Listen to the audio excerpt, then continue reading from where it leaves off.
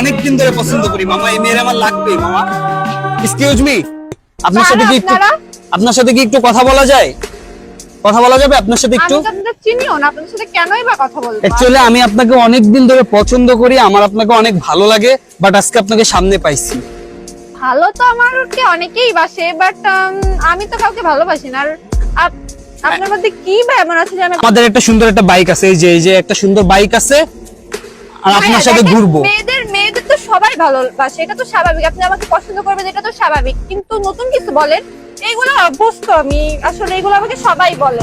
আসলে দেখেন, আপনাকে অনেক ভালো লাগে, একটা সুন্দর দামি একটা বাইক আছে, আপনার সাথে ঘুরবো, এটাই আমার অনেক ভালো লাগে আপনাকে। ভালো তো লাগতেই পারে, আর স্বাভাবিক। বাট আমি তো আপনাকে ভালোবাসি না, বা আমি আপনাকে নিয়ে ফিলও করি না। তো আই থিংক আমাদের হবে না। কেন হবে না? একটু ম্যানেজ করে নেন না, আমার খুব ভালো লাগে আপনাকে, একটু ম্যানেজ করেন না প্লিজ। আচ্ছা, তাই বাইকটা কার?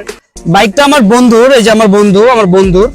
ও, বাইকটা আপনার বন্ধুর, কিন্তু তাহলে আপনি কেন আমাকে পটাচ্ছেন? আপনার ফ্রেন্ড কেন পটাচ্ছে না? মানে আমার ফ্রেন্ড পটাচ্ছে না, কারণ আমার তো আপনাকে ভালো লাগে এই জন্যে। বাট আমার তো আপনাকে ভালো লাগেনি ভাইয়া, আমার তো আপনার ফ্রেন্ডকে ভালো লাগছে। কেন? যেহেতু সে একজন বাইকার, আমিও একজন বাইকার, তো বুঝতেই পারতেছেন, একসাথে রাইড দিব, অন্যরকম একটা ফিলিংস।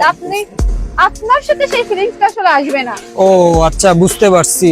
তো আমার বাইক নাই বলে কি আপনি আমাকে ভালোবাসতে পারবেন না? না ভাইয়া, সরি, বাট হচ্ছে আমি যেহেতু একজন লেডি বাইকার, তো আমি চাইবো যে আমার বয়ফ্রেন্ডও বাইকটাই চালাক। তাহলে কি আমার বন্ধুর সাথে আপনার হয়ে গেছে?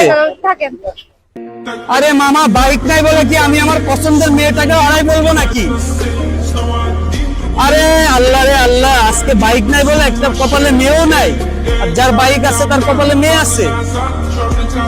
জীবনে আর কত কি যে দেখা লাগবে।